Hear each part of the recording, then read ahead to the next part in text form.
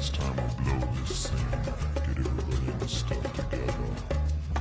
Okay, 3, 2, 1, let's jam.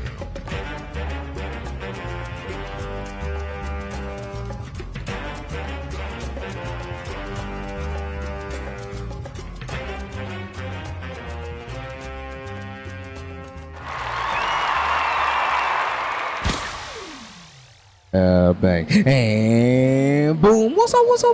Welcome back, goddammit, to another edition of Tell Me a Joke. The guideline of Chasing Dream. I'm your host, Maniacal, Menace, Cosmin, said the whole thing like a pimp named Slickback. Oh, and today from Wisconsin? Is it Rhode Island? Rhode Island. Same. We all love Rhode Island. Shout out Family Guy. Yes.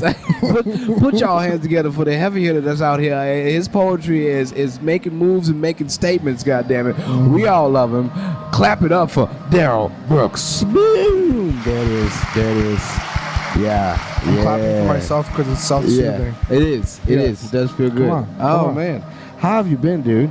I've been good. It's been some beautiful Houston weather. No more freezes. I know. You came here unprepared. You had no jackets. I have jackets. I just had a refusal to wear them. I was not going to wear them. What?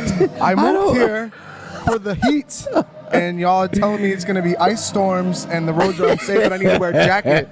This is bullshit. I was bamboozled. I was tricked. I was led astray. Yeah, the bamboozling is wild. How could they? I don't understand what's up with this Houston weather, but it baffles me. Every year they say it's going to be one thing and then it's not. Sometimes it is, and you never know. Like it is. It just got over February. It's March 1st today. Shout out to those March babies. Happy Internet Women's Month. International Women's Month. Yeah. That as well. Good looking out. Okay. But and it's like it's warm. Yeah, it is warm outside. We both got our khakis on today. I got my shorts. Yeah, both knees and ankles out at the same time. And it's only going to get worse. It is. Right? Yeah. It is only going to get worse from here. Okay. Like the cold is probably there's no more coldness. It's over. That is it for that. And but I mean it's this is what I prefer. I prefer to less layers as possible. Yes. And if it is cold, it's not that cold. Thank you. I don't care to be too cold out here. How is Rhode Island? How cold is it out there, dude? I mean, Rhode Island, we have 4 seasons. So, you kind of get the range, but from November to March, it's pretty cold. We'll get into some single digits. Yeah. I think the coldest has been in the last couple of years was we had a minus 38 wind chill or something. Not fun. It was not a good time. You can't do anything. Your windows are frozen. I always explain to people when you go outside and you breathe through your nose, you can feel your nose sticking because it's so cold. But it gets hot in the summer. It gets in the 90s. We'll have a couple of 100+ degree days. Okay. They're more rare, but 80s, 90s, that's normal. But I was born to wear tank top and shorts all year round. What? I don't wear clothes. Clothes aren't. Yeah, I see that. Clothes. But it's cold in Rhode Island. Well, that's why I moved. This is why I moved to Texas. You follow my drift. I came here so I could be in tank tops. I had no more winters left in me. I feel that. I was done. So there's the point in time to where you can just be done with the winter. I get it. Where is this might be out of the pocket, but go for it. Where's Rocket Power? Where are they at? Rocket Power? I love Rocket Power. Rocket Power is California. Is it? I think maybe Hawaii. At a boardwalk somewhere. I'm just thinking of Uncle Tito. He's a Hawaiian. But I think it's California. I think it's California. Yeah, I think it's California. Yeah. I like that. Okay. California weather, lovely, wonderful. Yeah. What made you come to Texas though? Okay. Do you want the long, esoteric, thought out answer? Yeah, definitely. Okay. Well, I like to say I saw that I was growing into something as a person, and I felt like the soil that Texas could provide was going to be different. It was going to be more expansive. I'm not going to start talking shit about Rhode Island yet. Yes, okay. But it's a small town, small state in the country, right? And I didn't want to be a big fish in a small pond. I wanted to grow into something and not put any limits or ceilings on myself. And I felt like the possibilities of the directions my life could take in Texas were were endless. I still don't even know where it could take me. And so, you're just the big fish in a bigger pond. That's now. right. That's the goal. That's the goal. You've made the staple to where like I'm here and I'm here to stay.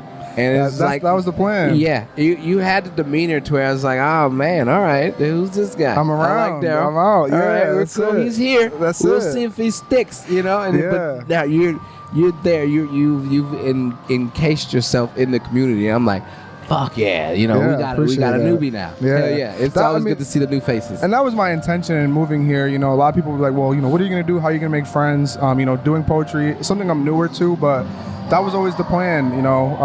Join the poetry community, meet people. How long have you been doing poetry for? I did my first open mic October 2024.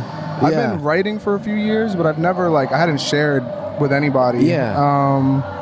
So, you call it less than 2 years, though. I've been doing it, yeah. Okay.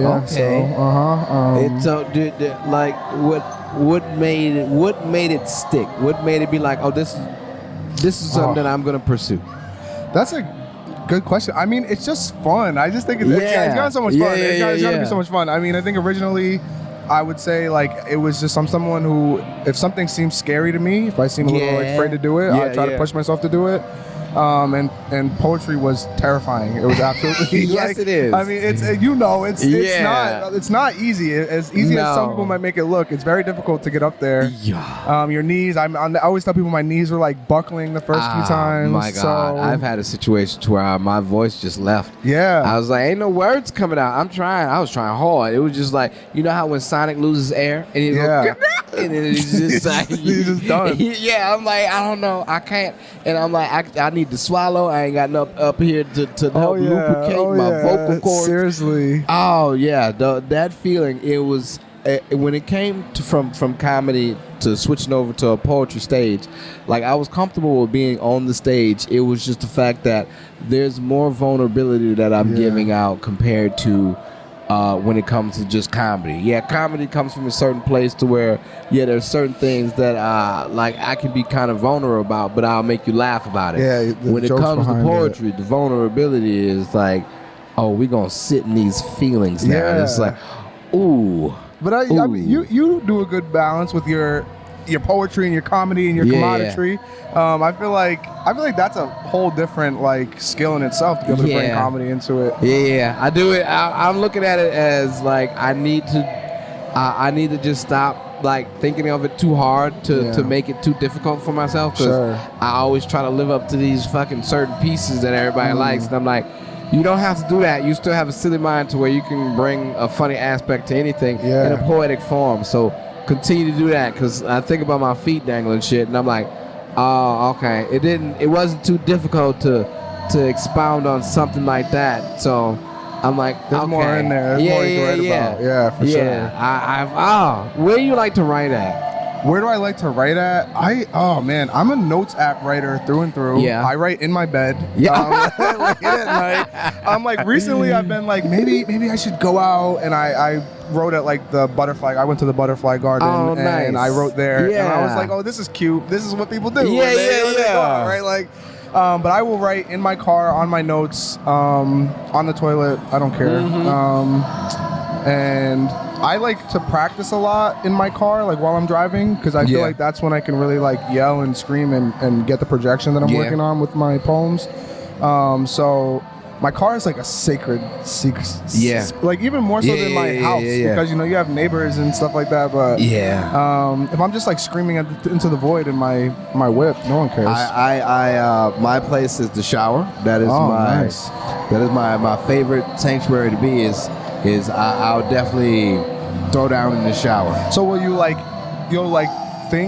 you'll workshop in your head and then immediately get out and write it? I've always thought about bringing either a recording system or a dry erase board into the shower with me, I like that. to where that I can jot down, because that's the best time for me to when ideas come. Yeah, is in the shower, just for the fact that it's the white noise from the shower itself.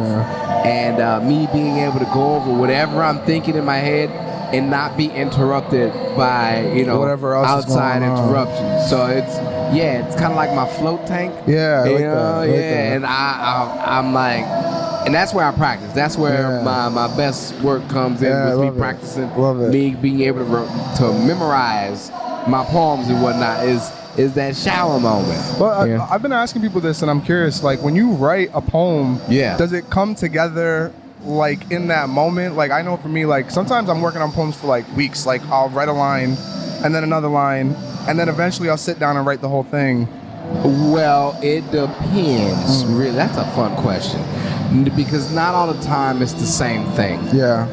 Because I've been taking little. I got little baby bites, basically. Okay. Yeah. Little bitty nuggets of something that could be potentially a great poem. Yeah. And I just started it, but I put it to the side because there's a lot of other things that I'm thinking about. Yeah. I'm like, I know I can come back to this because I like the way it's felt.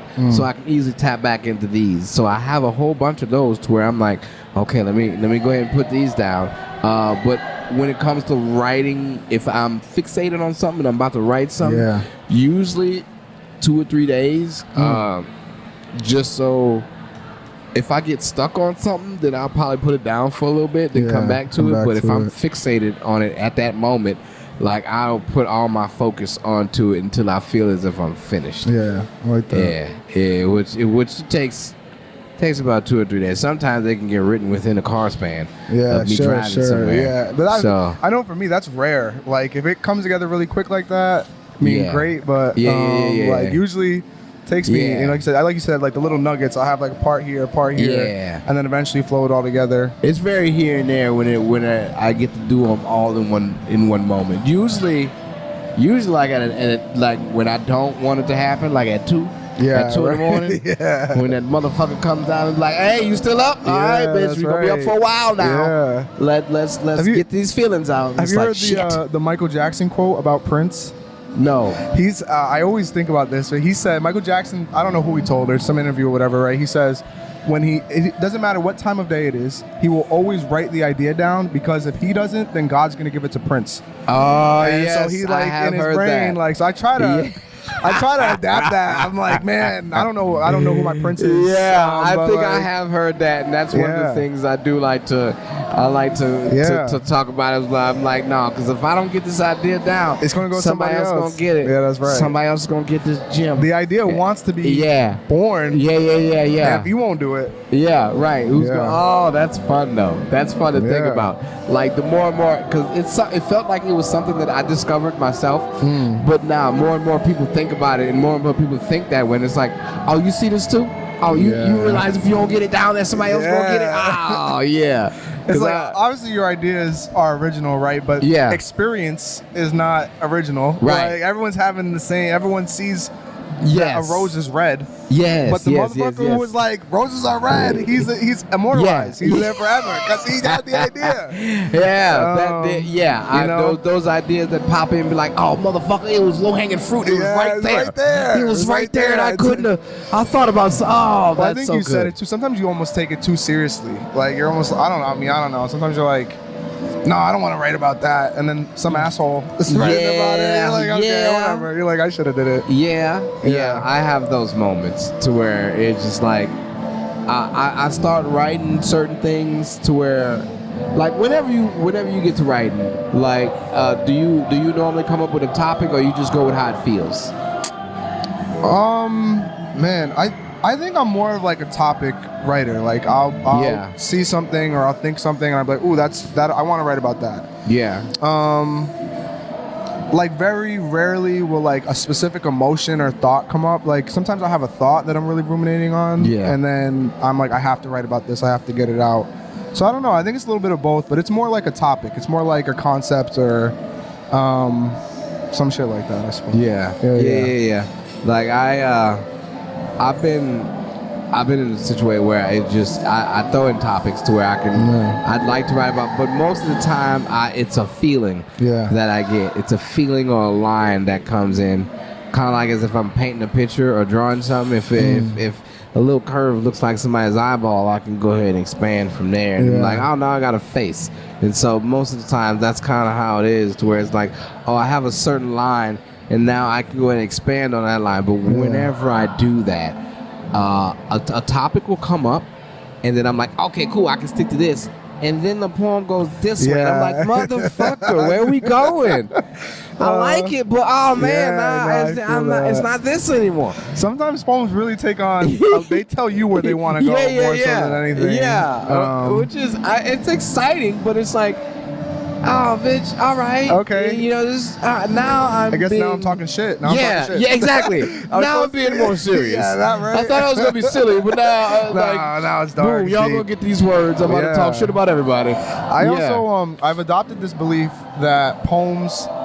Again, I just said right, but they take on a life of their own. Like the poem tells me when it wants to be done, when it wants to be written, and when it wants to be shared. Like I don't think the poem's talking back to me, but I'll finish one, and it's like the poem is like the next open mic, you just know when you're done with it. That's right. It's time to go. It's time to share it. That's a good, because I don't even have to ask that, because I was like, when do you know when a poem is done? Your poem is like, hey, we good, sir. Go ahead and give this to the world. The poem is like, I want to be shared. I want to exist. Make me exist, and go out there and put it out there. I got legs, arms, and I can start walking now. Let's get it. That's right. I love it. Yeah. So I've really tried to adopt that as far as like picking when it's ready and sharing the poems and stuff.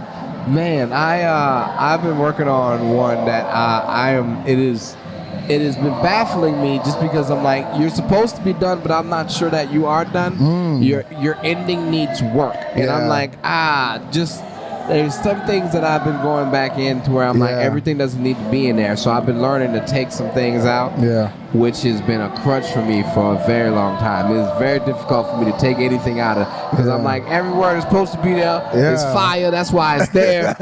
Don't take that out. It means a lot. It's part of the poem. It's part of the poem. Yeah, and I look at some things now, and I'm like, this didn't need to be said. This is a lot. And it's too much. Like now I'm just filling words, and just to be filling words, just to be like, oh, look how clever I was. And it's like, well, that's good, but now you're losing substance. Absolutely. I think that's what separates, like, and I'm not too well educated on this side of it, but like a performance poem versus like a written poem. And I feel like when you grow up reading written poems, it's more filling in the words, filling in the page. Whereas like when you're performing, you're like, I don't really need to say that. Like you said, prove how good with words I am. Like it's like that last line just said the same thing that I'm trying to say again and again. So it's a little different, you know. I definitely get where you're coming from with that. I'm having my dilemmas when it comes to writing some silly shit. It's because I have things that are down that are silly, but it's just like, it's not how because basically the silly that I'm trying to, it's supposed to be simple. It should be simple but clever, and I've been trying to find that balance of that. And the old thing that I have, it is not that. And now I'm like, so do I present this in a one-of-one? Do I do that here? Or do I abandon this and go with this feel?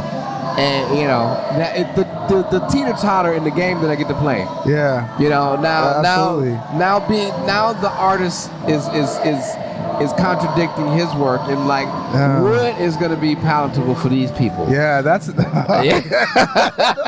getting heavy now. It's getting serious.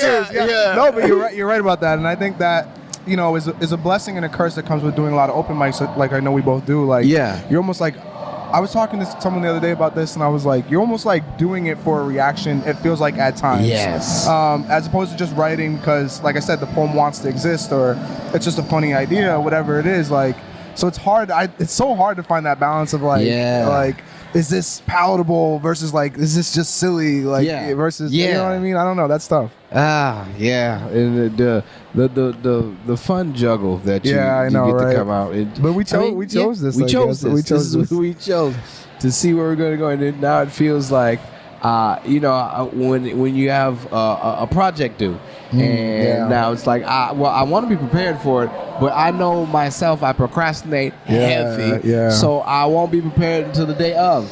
And you know, where I'll be cramming the night before. You know, I don't want to be in that headspace. I have the time, but it's just like, there's so many other things that go through my head. It's like, how do I manage this time? I'm gonna be motivational. You're making excuses. Don't overcomplicate it. So like I used to have some like bullshit quote that I would tell myself, but like we overcomplicate things to avoid the work of doing it. Ooh. Right? Like so it's like let me just overthink this and do this, that, and the third versus just taking the action required to get it done. That's exactly what happens. That's exactly what happens. I do it too. I'm not judging. How do you deal with that? How do you deal with the overthinking? Man, I don't know. That's a good question. I'm still working on that. Yeah. I think I just remind myself of what's true. I remind myself about what I know about myself. Like, you know, you've done it before, you can do it again. Right. And I always go back to it's confidence. You always go back to the North Star of yourself, right? You always go back to the why of what you're doing. And you know, was the why when you started? Never heard that one before. I like that. Was the why when you started to impress a room of 50 people, or was it just to get up on stage and share your art? You know, and I know for me, like, and I very much enjoyed being part of the Houston community, but my why was never, okay, everything I'm doing is just so I can go to Houston and be part of the poetry community. It was to do something brave, to do something I was just scared of doing. So anytime I work towards that, as long as that's still at the core of it, I can sleep. I'll be all right. Yeah. Oh, that gives me that calms the anxiety. And also, now because I'm gonna speak life into you. You were given that opportunity for a reason, right? Like, you were chosen, you were picked. People resonate with your work. People like what you do. You know, I've struggled with imposter syndrome, but the fact that you're in it, the fact that you have the chance and the opportunity, is all the proof that you need that you deserve it, and that you're supposed to be there. So hell yeah. Period. Yes, sir. Okay. You know, therapy sessions. Yeah. You know, let's go. it's not. We're not therapists, but we can also give out therapy. I have a psychology minor. Hello. Come on, man. Come on, man. We didn't know we was gonna take this route, but it's needed. It is needed. Like all of this, just to be able to speak about anything that helps, because hence why this is the guideline of chasing the dream, because there ain't no guidelines to this. Like just like you said, I needed another different. I needed to change the scenery. I didn't want to be cold no more. Boom, I came down here. I'm not. Wasn't the cause to be on the Houston poetry scene, but I know I wanted to be somewhere and be on stage. Yeah. And this is just kind of how it fits in. That's right. Yeah. And it's a lovely time. Like to be in the midst of everything that you see happening, like the boom of all of this. Yeah. When I first came out here doing this, like it wasn't happening like this. It was no. Not to where there's something every day of the week. Yeah. I mean, there was something, but not every day of the week. Not to where, it was worth going to. Yeah. You know, there was because if y'all don't know, Houston, there's a lot of kids as well over there. But yes. Okay. Why are they all dressed the same? Okay. Yeah. Okay. But if y'all don't know, if you wanted to do poetry every single night, Monday through Sunday, you could. Yeah. And that's crazy to me. I mean, it's beautiful. It's wonderful. I'm glad that there's space to do that. But oh my God. Yeah. Oh my God. I can't believe it. It's needed that much. I mean, I didn't, to say that it's taken off as such, I didn't know it was such a huge commodity as it is. But it's always been a thing. But now, especially with like social media and whatnot, sure. Like everybody wants to be something. Everybody, I want to do this. Oh, they do that. I want to do that. Yeah. So now you have more and more popping in, because you do have the genuine artists that actually want to come and have somewhere to express. Yeah. And not having to be like, I don't have this outlet in my city. I can't do this here. I can't do that there. Now you have this opportunity to do that, and also become something from it. Yeah, that's right. Which is, and make some money from it. Yeah, people making money off of it. That is the huge key right there. Because I never thought that and one thing, just being a comedian, being like, this is difficult, but I see that being a comic can make money. Yeah. But then when you step into the realm of poetry, you're like, man, how can this make money? I see it being more as in when I was in the comedy community. Like, it's just still the same thing, but also Most Def.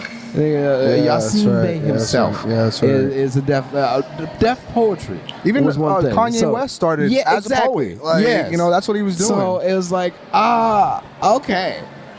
This could definitely lead to something as long as we keep up with doing it. Yeah. You know, so before I left Rhode Island, I have been featured once, and I didn't realize that I was going to get paid. I didn't know you got paid. Yeah. And so like the next day, the guy, shout out Afroverse, Providence, Rhode Island, Vladimir Jean, Afroverse. But the next day he was like, "What's your Venmo so I can pay the features?" And I was like, "What?" Yo. I was like, "People are making money." Like being featured in my mind never registered that meant you were entitled to money. I just thought like you had the honor of being featured. You're welcome. Yeah. Have a good night. Like so, like, and then you come here and like so many people are like, this is their career. This is what they're doing every day, all day, multiple times a week. This is how they're making their money, making their living. It is crazy. It's insane. I am like, I mean, I see now how it's done, but just to jump from one magnitude to another, to be like, to see that, these people are doing this because it's an outlet. It makes them feel good. Then to come to another area to where it's like, oh, man, this is how you make your living. Yeah. It's like, oh. Traveling poets. We got some traveling poets. Yes. And I'm like, how? Who wants? Yeah. Like, how's that? Is that? And then you see how it's being done. I'm like, shit. And how long have you been doing poetry? I've been doing poetry for about 6 years. So about half the time that I've been doing comedy. Yeah. So about all the time that I've been out here. Yeah. Yeah. So, yeah. Well, because I think something I had, like a common denominator I've noticed is a lot of these people have been doing poetry for a long time, like 10, 15 plus years, 20 plus years. Yeah. Some of the people here. So I know for me, it's hard to not compare, right? You're like, well, how do I get to where they are? And it's just, well, let some time pass. Like, you know what I mean? Like, keep putting your work in. Yeah, that's right. That's right. Do some open mics, maybe. Definitely. Put in a lot of work. Yeah, that's right. A lot of time to actually find myself to be the person I am on stage. Yeah. Which it was easier for me when I transitioned into the poetry. Yeah. To where it was just like, oh, I've already found my voice, so I know who I'm gonna be. I needed that to resonate over into this softer side of entertainment. Just because, you can't go so hard, but also don't flood everybody with a whole bunch of words. Yeah, sure. So I've learned to, there's things that I've taken from each side to be like, oh, this is the median. Yeah, I can stay here, and I just need to keep writing in that fucking vein. Something I've noticed too is with comedy, an open mic is so, and you correct me if I'm wrong, but I feel like an open mic is so much more of a loose interpretation for comedy. Like, because you're gonna, because with poetry, right? Very rarely do you get someone who's like not, you'll get the artist, so people will do a bit, but like comedy, like a bit can look a lot of different ways. So you say like a stand-up open mic, and some of it ranges from just talking shit about your wife to like actually, having well-written and bits and jokes. What it is now, it's a lot of offensive shit just because of this Austin scene and how everybody wants to be shock value. Yeah, everybody wants to push that button. It's the podcast. It's crazy. It's crazy, and this reason I started this podcast because of Joe Rogan, and I hate to say that now, just because I'm like, motherfucker, where you going, man? You can reel it back in. Yeah, bring it back. Bring it back to what it used to be. Goddamn it! Stop making podcasts as we're on a podcast. You're getting so fucking political. It's like, what are we doing, man? We're just here to have fun. I'm here just to spread the message of like, this can be done, man. Sure. Keep going. Just don't blow out that spark. Yeah. There's so many don'ts in between that. And I couldn't think of any other words. You better not. Yeah. You better not do it. Okay. Say you gotta, man. Don't blow that spark out, man. Keep that spark going. You know, it's a joy to be able to express how I feel. Yeah. Especially in the way that I do, to where people can be like, hey, man, that really helped me out, and that really touched me. And it's like, that's my currency right there. Yeah, that's right. Yeah, it feels so good. That's right. Yeah. There's different validation looks different ways, right? Yes. Like, obviously it feels good to get the claps and the snaps and I loved your shit and blah blah blah, but for people to really resonate with what you're saying or what you're doing and seeing themselves within that, like when motherfuckers that have been listening, that's right. Oh shit, you heard the words. You actually listened to what I was saying. Yeah. Yeah. Can't believe it, actually. That you know how much I appreciate that because I took time to write these words. And also, in the sequence that I did. I also was just yapping, so thanks for, I was just talking. So thanks for listening. Yeah, no, that's real though. That's true. I do enjoy the whole ambiance of the scene itself. Yeah, and just how people from like where you from, you know, other people from outside can come in and just feel welcome and not have to feel pressured to feel welcome. Yeah, not definitely. have to, I got to do this, or I got to fit with this crowd. Yeah. And when I first came to the scene, like I wanted to fit in and I wanted to be able to hang with certain people, but I couldn't quite find that right away. Yeah. Just because I'm like, oh man, it made me miss home and made me miss my friends that I did grow up with. And I'm like, man, how do I get that back? But as you realize, patience is a virtue. It is the one key of the fruits to of the spirit. Oh my goodness! Like if you just wait, if you build it, they will come. Yeah. And basically, it happened organically. Yeah. Like most of the things that have happened to me that I have enjoyed in life, it wasn't nothing that I was asking for profusely. It just happened organically, and I was like, oh, okay. Like all I need to do, sure, manifestation. Yeah, however sure, you want to think about it. yeah. You know, but as long as I was in the process or in that realm of what I enjoyed, the things that I wanted came to me without me even like having to do much. Yeah. And I don't know if everyone feels this way, but I do feel like this is a community that rewards authenticity. Like I feel like the people who are appreciated and revered the most are the most authentic, genuine people. You know, I think that not every place is like that. Some people want to be too cool, or you know, feel like they have to put on a certain act or whatever. But I feel like the people here who are like, this is me, take it or leave it, are the people who really have a lot of respect. And I think that adds to what you're saying. That makes it easier. You know, if you just go and be yourself, people will. Somebody, maybe not everybody, somebody is going to resonate with that, and you're going to find the right people for you, for sure. Just don't be ugly, man. Yeah, I mean, that also helps. Pretty privilege is real. You want to know my strategy for this podcast, by the way? Clip this. I'm clip farming and ore farming the whole time. That's the whole plan. I love it. But pretty privilege is real. Don't be ugly, and maybe you'll make some friends. That might help. In my personal humble experience, that definitely adds to it. So yeah, for sure. Yeah. Get your Hollywood fame AI in your photos so you can get a chiseled chin and maybe look 2 inches taller. Let's go. I'm getting that Drake BBL. Oh, come on now. Just kidding. I'm just kidding. I got a good chin lift happening on one of my photos. Okay, let's go. I was like, what is this? This is not my face at all. You gave me a jawline as if I was 6 feet. I'm not 6 feet at all. Anywhere do you see a 6-foot person? But that jawline, I was like, yo, come on. This made me feel like I can leap tall buildings in a single bound. That's what it felt like. Get into it. I love that. I'm with it though. I was like, cool. So, growing up, what did you do as a youngin, as a little Darryl? Oh man, as a little Darryl. I really didn't do too much, honestly. No? Like I didn't start playing sports till high school. I mean, I was a high school sport kid. I was a little meatball kid. You know what I mean? I didn't really do art stuff. I was like kind of into school. I was a reader actually. I used to read a lot. So like big Harry Potter well kid. Read. Yeah. You know, I'm educated. You know? No, but I was a big reader. I loved Harry Potter. I loved books. I was very much into escapism and putting my head down in a book. And I was outdoors a lot. It's the Caucasian in me, so I do like the outdoors. I feel that. And I like being outside, but I didn't have a lot of activities. I didn't have a lot of like hobbies as a kid. Like I didn't really do too much. Really? Yeah, it seems like there'd be a lot of things to do out there in Rhode Island. You'd be surprised. I mean, I rode my bike and listened to music. But again, like sports, and once I got to high school. I stretched out a little bit. So I started playing football. I did track and field. College, I was a big sports guy, but that was my identity for a long time. But arts and hobbies and activities, I didn't really do too much of any of that. Yeah, it was very surprising to do the things that I did.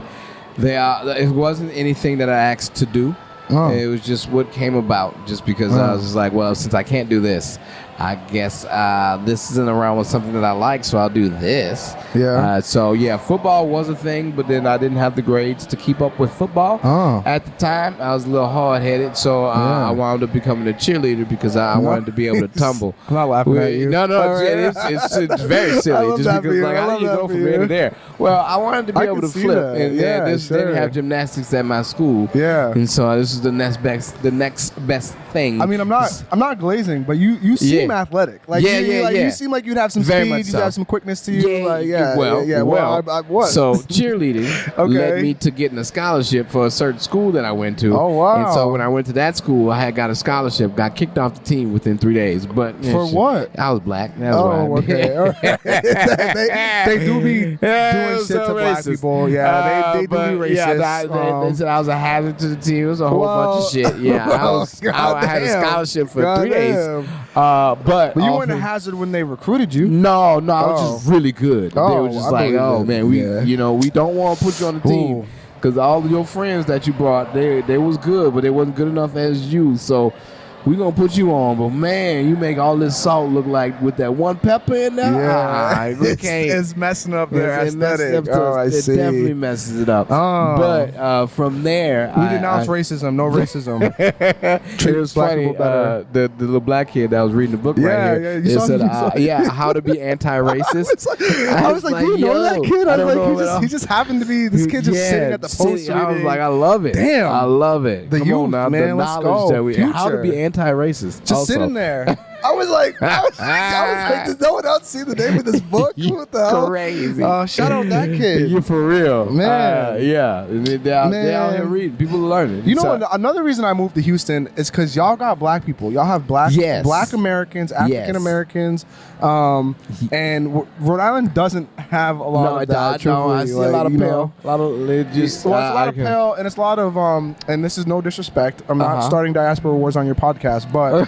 There's a lot of like immigrants, like a lot of like Haitian American, Dominican American, African American, but black Southern folks. Oh yeah, we don't have that. We don't have a lot of that. I've run into certain Nigerians out here that I'm like, hey man, why you being like that? Why you being like that? Yeah. Hey, I have some very wonderful Nigerian friends, Liberian friends, so do I. Ghanaian friends. Love y'all. Shout out, African motherland. But it's like race is viewed. This isn't a race podcast, but race is viewed so much differently down here, and ethnicity and nationality is so separated from the black experience in the way that up north, that is the black experience. It's if that makes sense. Here. Yeah. If that makes sense. I feel that. I totally feel that. Yeah. Like that's like people that just that haven't been down to any part of the Southern Belt, or people that come from up north. Like when I was in California, I tell them I'm from New Orleans. They're like, "Oh my god, I want to live down there. Your people are so cool." Meaning the whole culture and lore of New Orleans itself, not being a black person. Yeah, of course. Just definitely. like, I know that down there is different. Yeah. And like we don't have any type of culture like that here. Yeah, I would like to experience that. I'm like, oh no. So yeah. I definitely get it. Yeah. I always tell people the story too. My Nana on my dad's side. I was like, Nana, what are we? Where are we from? She's like, we're from here. Like, I'm from North Carolina. Like, she was like, what are you talking about? We're black. She's like, we're black. So again, the view. She's from North Carolina. Like I said, lived in Virginia, but the view of race and ethnicity under the Mason-Dixon line is a completely different experience than it is up north. So that's crazy. They view it differently. I see. That's why I need to be out. That's why. That's why I was very cultured when it came to me wanting to do different sports. Because when I got to college, I played rugby. You played rugby? Yes. Have we talked about this? Nope. I played rugby. Okay, so you have the frame for a rugby player. Well, I assume that you might. Rugby for everybody. It seems like you know the haka, and you also now we're just stereotyping. It's the tattoos. Growing up, everyone always said I looked Dominican, and now in my adulthood, everyone thinks I look like a Pacific Islander, and I really don't know what's changed. I don't know what happened. Oh. I couldn't tell you. It must be the tattoos, man. You're stereotyping. Okay, sure. Yeah, it can definitely be. Yeah, because you got a band and everything. I got the band. Yeah. So people are like, I definitely Rhode Island. Sure, you from Hawaii somewhere. I do have a haka face. that I'm not gonna do right now. I'm not gonna offend anybody. Yeah, I love it. But I love the haka. I've seen the haka in real life. Yeah. And it's yes. I've always I don't have a specific team, but I've always just wanted to be different, just because I'm like, football is one thing, but this sport here, it looks like you really need to be, about your shit. So let me guess though, you played scrum half? The wing. Or wing. Yeah. So for those who don't know, rugby is for everybody. It doesn't matter how big or small you are. Right. But there are certain positions for smaller people. Yes. And wing and scrum half. Outside wing. Yes. Are for the smaller folks. Oh man. And it's such a good time. Very speedy. Were you in the scrum? Were you in the scrum yourself? I mean, yes. Yeah. Of course. I was in the scrum. Right. I was the humble brag on the podcast. Hello. Rhode Island plug, but I was the head coach of the University of Rhode Island rugby team for 5 years. I played there in college, and then I've been coaching there for the last 5 years. Before I left, I was coaching there. Yeah, I was the head coach. Really into the rugby. Yeah, I love it, man. Best sport in the world. I knew there was something out there that you did. Just when I was older, you asked me when I was young. In college, I did rugby and powerlifting. And so I coached the men's rugby team. I coached the Providence men's team. I was the assistant coach this past fall. So it's like men's league, and powerlifting. You're such a solid dude. That's why I was like, big strong guy. That's I was me. like, okay, what else happens in Rhode Island that I don't know about? And like, the hints. I'm like, so is this why I know jackets? Is just because you always just walk around? Well, I enjoy. I want to know what it takes to live out somewhere. How cold is it out there? And how do we combat this? Because you said sports or indoor, indoor. A lot of indoor shit. Like you'll have indoor. They probably don't have any indoor facilities here. Why would you need that? Yeah. There's a lot of indoor facilities, like indoor basketball. What was your thing in powerlifting? Squats, bench. Probably squat when I did it. My all-time squat was 595 in competition. My all-time deadlift in not in competition is 620. Yeah. And then my all-time bench is 405. So actually powerlifting was the first time I ever came to Texas was 2017. I was here for nationals and it was in San Antonio. Yeah. And that was the first time I was like, Texas, I like Texas. I was like, maybe I can live there one day. So you had a little taste. I got a little taste. I feel that. San Antonio sucks, though. Houston's way better. Don't go to San Antonio. There's just a fake river in the middle of the city. I don't know what I would do out there. Houston just seemed like it was more suitable for my taste, just because this is closest to New Orleans. Yeah, for sure. Because this is where people from Katrina came to. Yeah. And misplaced, and then boom, we came out to Houston, and now you got like a little Baton Rouge out here. It's crazy. This is what Baton Rouge is like? Certain areas.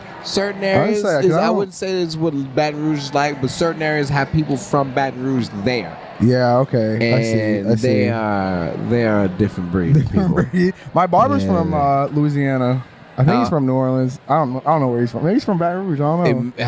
I think he might be from Baton Rouge. Yeah, I ain't saying nothing against people from Baton Rouge. I'm just saying, as you know who Boosie is, a different breed of people. They're a different breed of people. I went, so on my way down, I drove down, and I stopped in NOLA for a night. Yeah. And I liked it. I thought it was quite. I did the whole Bourbon Street thing, French Quarters, just for a night. Be a tourist. I was a tourist. Yeah. I got my beignets not from Mondo's. Not from Cafe Du Monde? No, not what did I say? Mondo's. Cafe Du Monde. That's not even what the fuck Mondo's is. Cafe Du Monde. Because I didn't have cash. No, I got it from some random place. It was almost like a bar, and they sold beignets too. Oh, okay. It was on the same street or whatever. Yeah, but that's close enough. I didn't have cash, and I couldn't find a ATM.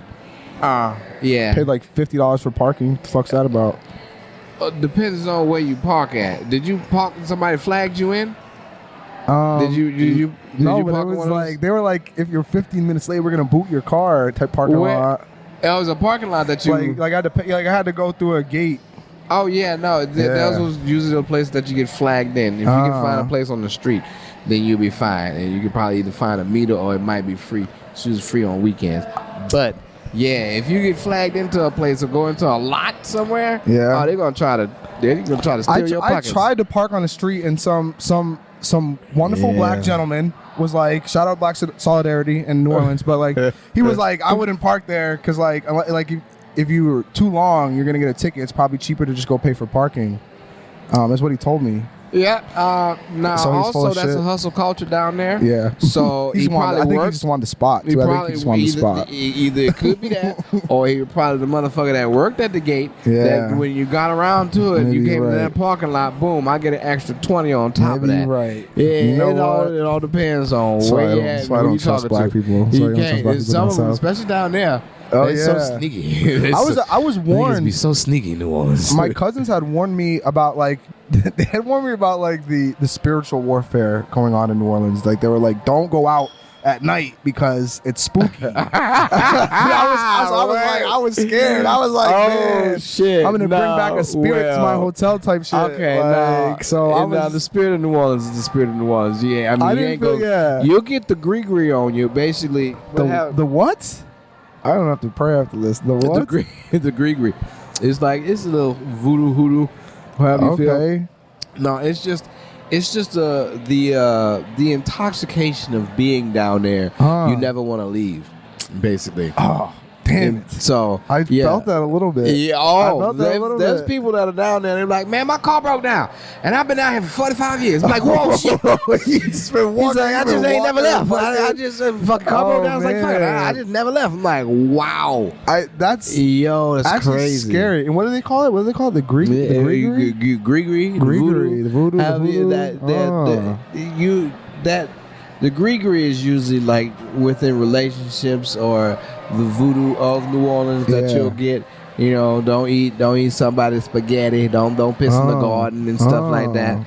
You know, you got Certain rules like certain, that, huh? Yeah, certain type of little Cajun lore. You know, it's fun. You know, but I did have the feeling of like I need to come back here. Oh yeah, Like I was like, I'm definitely gonna come here again. People are and like when I left, I felt that my life was in a drunken haze until I left and was just like, oh shit, hold on. Damn. I was in a trance of New Orleans, Wow. of being in New Orleans, and like I could see that. to get out of that, like the difference is it totally like the feel is totally different. I could absolutely It's see like that. I can see now everything's clear. I have recordings of myself of just a normal day of me being in New Orleans to where I've had a few beers spaced out, but to where I'm like, oh man, I don't know who this person is. It doesn't sound like me, but it is me. And that's the Gregory. That's the Gregory.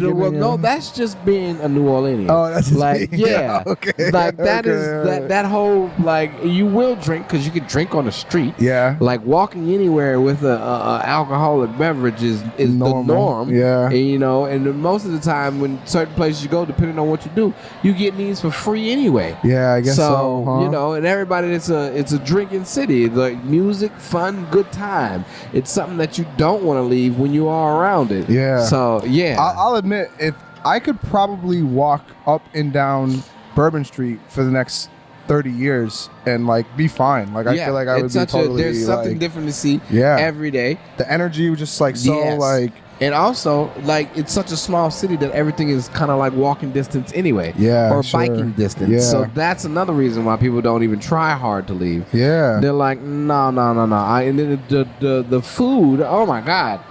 The food that you can run into there is just I feel like I didn't. top tier. I don't think I really gave the food a real like where I ended up eating. I was depending on where you disappointed. go, I went to a yeah. bad place. I got some like egg sandwich and, what? and I don't know what I What was. the I don't know what I was doing. I don't know what I was doing. I got an egg sandwich and beignets. That's all I ate in New Orleans. I don't know how why. long were you down there I was there for? for one night. I was there for a single night. Oh, okay. But I was so like spooked out. I was like, I gotta get out of here. I don't egg know. sandwich, I don't know though? what. I don't know what I was doing. I don't know. I regret it to this day. You guys are you're lucky I don't remember the name of the place, or else I would shit on their terrible egg sandwich. Yeah, you should. I mean, I just can't even remember the name. No. It was That's overpriced. terrible It was that gross. you got an egg sandwich from somewhere down there. At like 10 p.m. Yeah, no, they're open. You could definitely be open. You'll find a lot of corner stores that stay open 24 hours that'll serve you soul food. You need to go to Melba's next time. Melba's. If you go down there and you want something late night, you go to Melba's. You can get your whole soul food platter. All right. See, collard greens, neck bone, all that. You're the first person I ever met from New Orleans, so that was probably the first. Yeah. That's the thing. I didn't know nobody. Yeah, if you don't know nobody, you'll get sent someplace. You probably get sent someplace like Mother's or something like that. Something stupid. And then everybody's like, this is where all the tourists come. It's like, but ain't nobody authentic in the back cooking shit. And so now you just got some bland ass red beans. With the Cafe Du Monde, I was like, I also was like, I don't want to. I was hungry because I've been driving, and I was like, I don't want to just eat beignets for dinner. I'm an adult. Yeah. And so I ate an egg sandwich. I was like, I don't know what I was doing. The egg sandwich is radical, my guy. Oh my goodness, I would never do that again. I learned my mistake. You could probably just walk down. I mean, not at least you can go off on Canal. You'd have probably found some better spots. They got Felipe's that should still be on Canal, which is a good little area. If you go on Claiborne, you got some places that you can go. Yeah. There's Wits Inn. It has a great pizzone. Oh, man. Yeah. There's many places. Five Guys. If you can go to Popeyes down there. Popeyes is different than Popeyes around other places. Oh, yeah? They season it differently. I don't know what the fuck going on out here. I'm like, but y'all don't season. I told people, y'all don't season y'all Popeyes correctly. Yeah, I don't get it. I don't know what it is. It's the Louisiana fried chicken is different. Yeah. I will redeem myself in New Orleans one day. It was written. I'm gonna have to definitely go down there. Get your hand grenade and really get in the lore, and then go to Frenchman. It's just like bourbon now. So but it's a better feel. I like that. Yeah, just because bourbon is just like, it's the debauchery and the evil. The debauchery is the word. Yes. Is the word. There was so much. The spirit of debauchery is on Bourbon Street. Like, I was like, oh man, I could get into some trouble. I'm not going to. Oh, yeah. You could lose a lot of money out there. Lose a lot of money. And probably worse. Yeah. Like Oregon, I think, or something. If you're in the wrong place. Like, they'll hustle you out your shoes. You have to walk around looking tough too, you know what I mean? You can't walk around looking like a mark or like a tourist. Definitely walk around like you know something. Yeah. Don't get caught down in the alleys by yourself and keep your head on a swivel. You really, it's always, I told my ex-wife, I'm like, hey, man, you down here, you like this city, boom, culture is nice to you, keep your head on a swivel. Your head on a swivel, though. I need you to be vigilant because motherfuckers do dumb shit down here. And keep your Bible on you. Keep your Bible on you. I'm telling you. Yeah. I say some. I say some cities have like ghosts, and I don't really know how to explain that. You can take ghost tours down there, definitely. But I think Baltimore is another city like that. Like you just walk around and you're just like, there's just ghosts everywhere. That's how I feel about Baltimore. Like you know what I mean? It's like that. Like I mean, because they take you. That is one thing. That is a big staple of New Orleans. The ghost tours. Yeah. There's a lot of that going on. It's like, okay, they had battles and people dying and all that, but my whole time of being down there, I guess my ancestors don't come back to see me because I haven't seen any ghosts. But apparently they scare the fuck out the white folks. They sure do. It's like, we know why. It's divine retribution. It's white goat. It's white goat. They're coming to get you. Yeah. I imagine even after Katrina and stuff like that too. Like there's just the night water is still no good. It is basically how it has looked after Katrina. Pretty much. They haven't, like, if you go over the bridge deep into the 9, like, it has not changed. Still got X's on buildings and shit. Oh, man. Still, and there's a whole base out there. There's a naval base out there. Yeah. It is crazy to see. The hotel, I stayed at like some Mobile 6, and it was right across the bridge. I couldn't remember the name of the street, but it was like right over the bridge. So every time I went back into the city, I was just going back and forth over that bridge. But this is gonna sound dumb and ignorant. Bridge? You went over the river? I think it was lit up. It was lit up. Oh, yeah. Well, you was probably staying on the West Bank then. Maybe. Which is nice. The West Bank is, the people don't really establish. They don't recognize the West Bank because it's the West Bank. It's like, y'all not New Orleans. And it's like, we're right here though. Yeah. It's like, nah, y'all had it good. Katrina didn't do nothing to y'all over there. It's like, okay. That city is really on top of water, though, and I know that sounds like crazy, but like you're driving. When I was driving through, I had driven from North Carolina, so I went through Alabama, and I don't know whatever. So I'm driving through Alabama, and I'm like, what the fuck? I'm just like on top of those giants. I'm just on the top of a swamp, pretty much. So much water. Yeah. Oh my goodness, I didn't know that. I don't think I really understood that about the city of New Orleans. So the Twin Span is one of the longest bridges over a body of water. It's oh my god. Oh my god. We just driving over. Yeah, it does. Yeah. It scares a lot of people. I was scared. This is just normal. You're used to it now, yeah. It's like, we're going over to Slidell or Chalmette. I was scared. When I go, I'm like, hunched over in my steering wheel, like, you better lock in. Because, like, first off, where are the alligators? I know they're there. I know they're there. Definitely down there. I'm like, if you went off this bridge, like, no one's coming to get you. It wasn't high up. They got the swamp people that are there. They got the swamp people. Go getting saved by the swamp people. I don't know if that's the situation I want to be in. Good old Boudreaux to come down. Shoot him. Shoot him. Oh, man. Not the swamp people. Nah, I think about it all the time. Every time I cross over, I try to spot the alligators. You can spot them. You can see them. Yeah, if you know what you're looking for. I didn't see any. I was looking, and I don't know what I'm looking for, obviously. But I was looking like. Yeah. Next time you definitely need to go take a tour, a swamp tour, like do maybe the whole swamp tour. Yeah. It's a fun time. If I was there longer, that was the plan. But I ended up only staying there for the night, because I had to come sign my lease and shit like that. But I'm gonna go back. I'm definitely that's the plan. I'm gonna go back. Don't worry, you're not gonna they're not gonna suck you in. You already know. You already know about. That's right. I know what to be worried. I know what to be worried about. I'm weary now. The superstition. I'm hip to it. You're hip to it. Yeah, that's good. You'll be all right. That'll be fun. Now you see the people that are down there. You'll see their eyes glossed over, and it's like, oh my God, you're part of the bubble. Like, they've been sucked into the globe. They ain't never leave. Now that you say that, some of the people, I was like, oh yeah, they're infected by the spirit of this place. That's New Orleans. That's New Orleans. That's exactly what it is. Man. And I know a lot of people down there that just, you swear they were born and raised there. And like, they're not even, huh? Nah, I live here. I stay away from. That's why Shia LaBeouf doing what he doing down there. I mean, they say he stay in Mandeville, but still. He crossed that water. Yeah, he be crossing that water. And it's just like, nigga. It's over. All right. Dude, be careful, bitch. You'll get beat up. You get dumped somewhere and nobody will give a fuck that you and Shia LaBeouf. The alligator's going to eat you.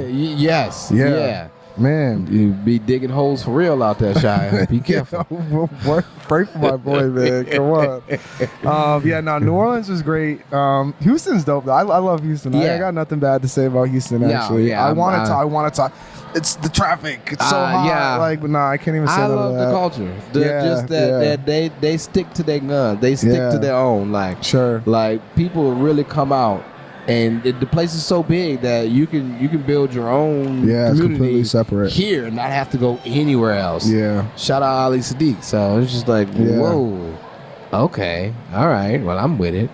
And I've heard different reports on this, but to me, outside looking in, it really does feel like there is enough room for everybody here. Like maybe individuals don't feel that way, but in my experience, I'm like, people can, I know you have your thing on the north side. Like, someone has their shit on the south side. Someone shit's on the west. Someone's here. There. Like, it never feels like it's overcrowded or overspaced. Right. Or too, so that's something I think is unique about here that other places don't get. Like, it doesn't, as much as there is going on, nothing really feels like it's on top of each other. No. And you can go to one open mic and go to another one the same night, honestly. Same night. And it's a completely different crowd. It's a completely different group of people. You might see some other friends who weren't at the other one. So totally different vibes. You don't get that, I think, in other places. So hell yeah. Man, this has been good. This has been good. Now, before we get out of here, I'd like to play a game with people that come on for the first time, just to break up the monotony of everything. This because it's been such a great conversation. Love it. So it's a game of choices. Okay. You got four options and four choices. All right. So your options are: you got to be one, you got to raise one, you got to sell one, and you got to have relations with the other one. Okay. Be one, raise one, sell one. Relations with the other one. Okay. And your choices are a mermaid, a mogwai, a Mexican, and a manatee. What is the second one? Mogwai. Mogwai is Gizmo from Gremlins. You remember Gizmo? Oh, okay. So I have to be one. Yeah. Raise one. Raise one. Sell one of them. Okay. And relations with the other one.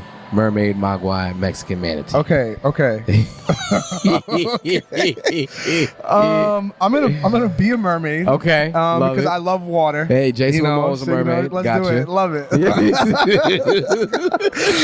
And we're not getting into the gender. I could be a mermaid. It's not that big of a deal. All right. Okay. Aquaman. Okay. I would love to raise a mogwai, a gremlin. Okay. All right, being a mermaid, raising the gremlin. I'm selling a manatee. Sketchy. Be careful. Sell that manatee. I'm selling it. Get that manatee out. And I guess I'll have relationships with a Mexican woman. Okay. I've sworn off Latino women for the rest of my life. There you go. But for the sake of your question. Yeah, no, perfect. Yeah. The last person sold the Mexican. So, no, we totally understand. The Mexican was on a payroll. The Mexican was on a payroll. So, yeah. Okay. Get that manatee the fuck out of here. The manatees are weird. They make me uncomfortable.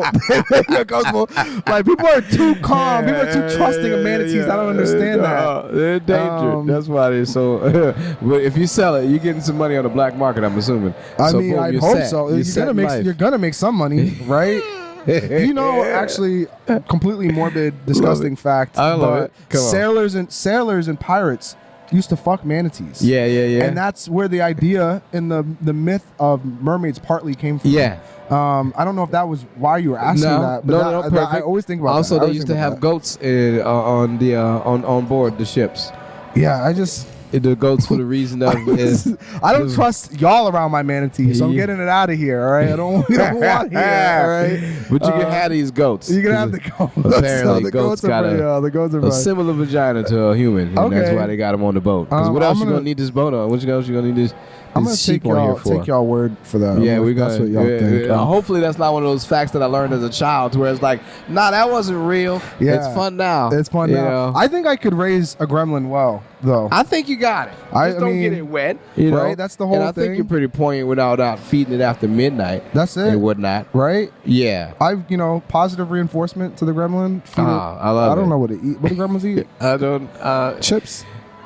I think you can eat them about anything. Give them shrimp. Right. I think they like shrimp. Yeah. They look like they eat shrimp a lot. I'm going to train my gremlin to respond positively to candy and shrimp. There you go. Like a ferret. Like a ferret. Yeah. Or like a child. How to train your gremlin. How to train your gremlin is the newest shit. And then, I'm a mermaid. We're going to be mermaids. Fuck that. Let's go. I love it. Let's go. Yeah, you can put your gremlin in the sandy cheeks bubble. You can chill. From SpongeBob. Yeah. Just so it doesn't get wet. Easy. You got to bring it in the water. Hell yeah. Look at that. Hell yeah, we're working together. I like it. Okay, great. I like it. Well, before we get out of here, man, let everybody know where they can follow you at. Oh, yeah. Okay. Y'all can follow me on Instagram. I don't do the TikTok thing, but y'all can find me on Instagram. Thanks I Love Lit. That's one word. Thanks I Love LIT Lit. Now, lit is meaning literature? Literature. Okay. Not like lit. Yeah. I guess literature. In the beginning. It can be both. So is it literature? Or it is literature. It is literature. Not everyone can follow me there because I gatekeep myself. But my original, I have a personal Instagram, which is Thanks I Love Life, and it's been that for years. Oh, wow. And I have a fitness page. I'm plugging them all now. Okay. I have a fitness page. So Thanks I Love Life was my original handle. And then I have Thanks I Love Fit, which is my fitness page. Oh, I thought you was going to be saying Thanks I Love Lift. No, close. I almost did. I ended up doing Thanks I Love Fit because it's more than just lifting. I love fitness. I love fitness. And so then it was Thanks I Love Lit, and I almost did Thanks I Love Rit. But I stuck with the lit because I was like, lit is better. Lit is better, right? Yeah. So and y'all get it. Y'all understand. Lit life lift. Oh, that'd have been gold. That'd have been gold. You got that'd have been gold. I like that. That's my t-shirt. We're trademarking that. Yeah. You can try to follow me on my personal, and if I like you, I'll follow back and accept your follow request. Otherwise, don't waste your time. Yeah, don't waste it. Yep. Don't waste it. I need the poetry followers. The fitness followers. So let's go. I need to get back on my fit journey. But man, you know what this is. This has been Tell Me a Joke, the guy out of chasing the dream. I've been your host, Maniacal, Menace, like a pimp named Slickback, and this is my third one of the day. That's why it's so smooth like butter, baby. Until next time, keep dreaming, jokers. Woo-hoo. All right.